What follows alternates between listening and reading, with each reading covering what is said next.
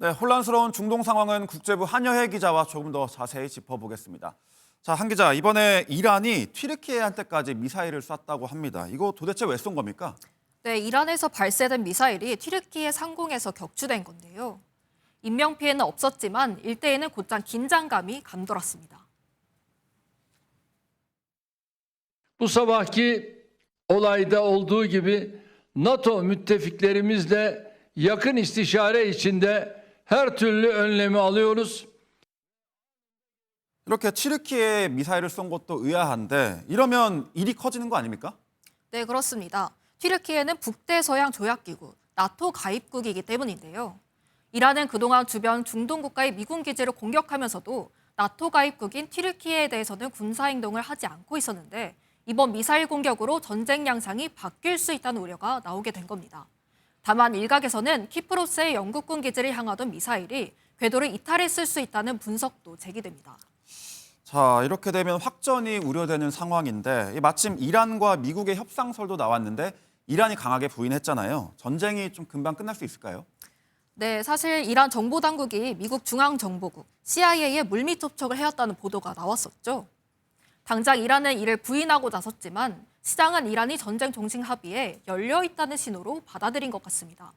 보도 직후 나스닥 종합지수가 장 초반 상승률을 보였고 연일 고공행진을 이어가던 뉴욕 유가도 소폭 상승에 그치며 어느 정도 안정을 되찾은 건데요. 하지만 이란과의 전쟁에서 핵심 변수로 꼽히는 미국의 무기 비축량과 관련해 백악관이 또다시 충분하다고 반박하며 아직은 상황을 더 지켜봐야 할 것 같습니다. 알겠습니다. 이런 상황에서 트럼프 대통령이 유럽의 동맹국들한테도 지금 압박을 계속 이어가고 있습니다. 무슨 의도입니까? 네, 트럼프 대통령은 스페인을 향해 모든 교역을 중단하겠다고 노골적으로 위협했죠.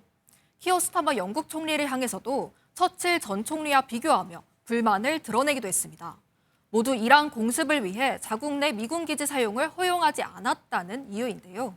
그런데 트럼프 대통령의 압박 하루 만에 백악관은 스페인이 미군과의 군사 협력에 동의했다고 밝혔습니다.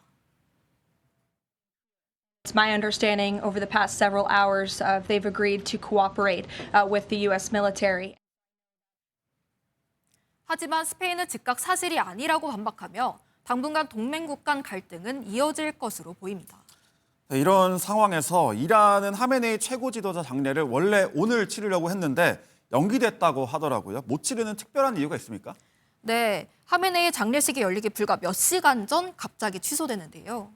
이란 정부는 전례 없는 인파가 몰릴 것으로 예상돼 행사를 미뤘다고 그 이유를 밝혔는데 대규모 인파를 겨냥한 미국과 이스라엘의 공격 위험 가능성 때문이라는 분석도 나옵니다. 이란 정부 실권자들이 하메네이 추모를 위해 한 곳에 모이기에 정치인 암살을 노린 공습을 감행할 수 있다고 판단했을 수 있다는 겁니다. 언제 공식 행사가 다시 시작될 것인지 새 일정은 아직 발표되지 않았습니다.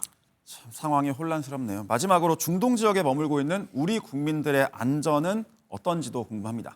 네, 항공편이 차질을 빚으며 많은 국민들이 중동에 발이 묶인 상황인데요. 두바이 공항이 제한적으로 운영되며 여행사를 통해 40명이 귀국할 예정이고 다른 귀국 일정 조율에도 나선 것으로 알려졌습니다. 외교부도 중동 지역에 발이 묶인 우리 국민의 귀국 지원을 위해 전세기와 군 수송기 투입, 정부 합동 신속 대응팀 추가 파견을 검토하고 있다고 밝혔습니다. 네, 여기까지 듣겠습니다. 지금까지 한여혜 기자였습니다.